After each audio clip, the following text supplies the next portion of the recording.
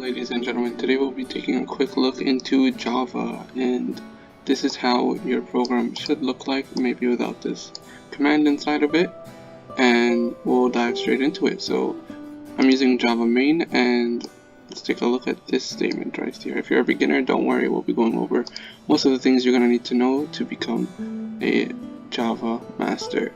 Alright, so this command right here, it is saying system.out.print, and then you have your brackets, and then quotation marks, and semicolon.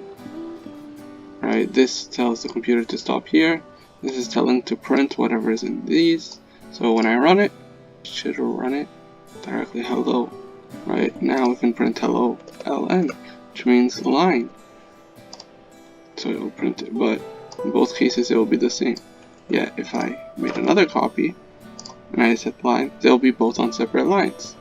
But let's say I made this one just print. If I click run, it'll be on the same line, see?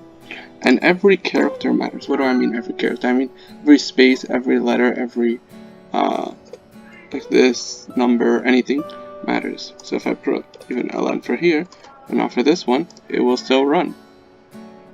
See? And then they're both spaces.